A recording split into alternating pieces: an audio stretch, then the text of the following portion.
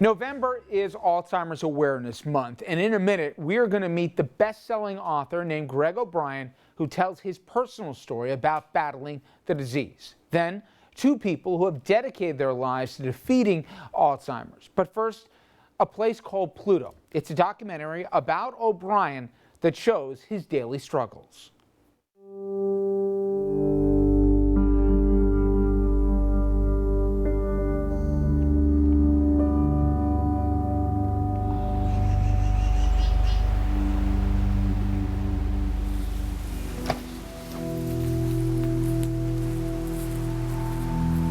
Mornings are always the same, in disarray.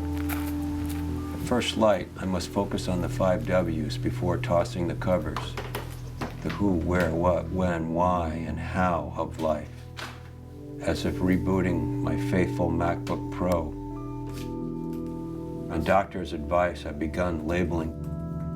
I have attempted often to brush my teeth with liquid soap, and on 2 occasions gargled briefly with rubbing alcohol. There's only so many things I can do now. But the one thing I'm gonna do to the day I can't anymore is to be a reporter.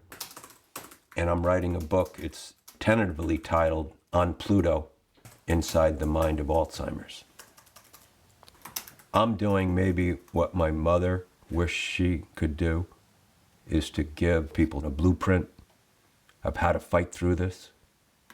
It's my office, a place of memory for me. This office tells me about my life. First copy of the Cape Codder, paper that I was editor and publisher. Here's my first big story, basically about how John Ehrlichman authorized the Ellsberg break-in. I see his possibilities of working much longer dwindling every day. And the hardest thing for Daddy is he's always been very prideful of his intellect. I mean, it's always been about brains. So of all things for him to lose. Yeah. I guess my 2 biggest concerns is the future and the finances. And Greg loves his house. And that's my biggest worry, losing a lifetime of memories and recollections and all that stuff because we couldn't stay here. Right. What's harder for me is I feel like I've got to figure all this out. I've got to figure out the financial part. I got to figure out the logistics. I got to figure out where we're going, what we're doing. As I told the kids, I'm still living day to day, just getting through the week. I think I need somebody else to guide me through the next steps. I mean, he's lived a pretty kick-ass life. Yeah. He's the man. Yeah. I mean, if I get 60 years, I'm happy with that. The experiences that he's had. Yeah. These are pictures of the family. I am not recognizing people I've known all my life. I don't want to lose the memories of my life.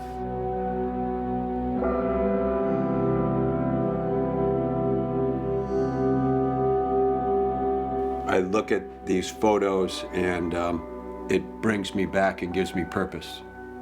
And you gotta fight against losing focus. how he's choosing to deal with it, that's gonna help us go forward. We're strong enough and close enough to just push on.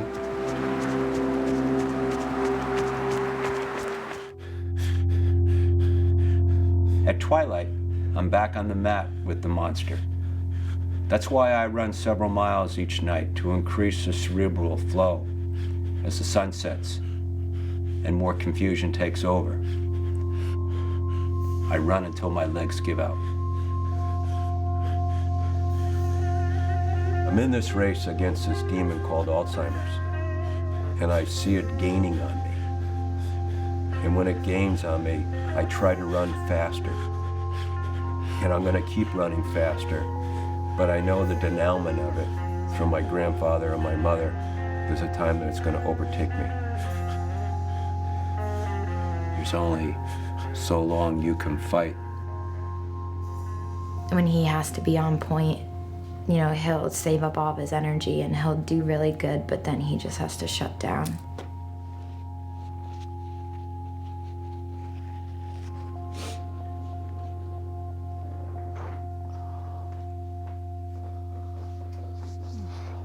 Colleen, did you want me to pour you a glass? Oh, yeah.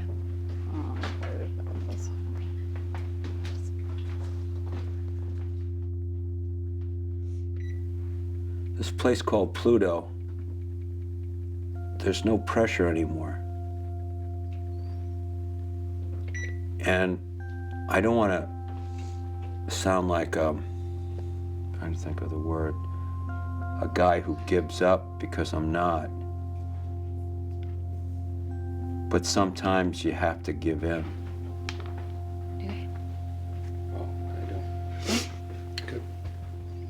It scares you a little bit because he's the one that runs his family.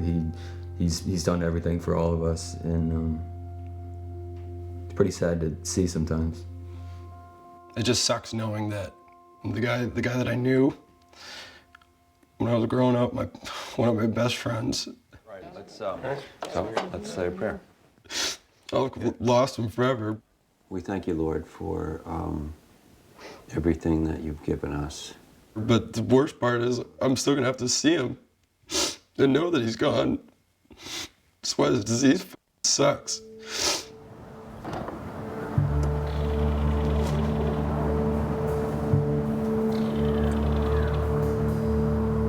Brendan is my strength. He's the oldest boy in an Irish family. I want him to take charge. You help me with this? Yeah. Can't figure it out. Okay, you want me to do the wheel? No. Can you do this for me? Yeah. Thanks. So I guess the tables have kind of turned. I am basically becoming his guardian now. Coming up next, my conversation with Greg O'Brien, where we check in to see how he's doing 1 year later.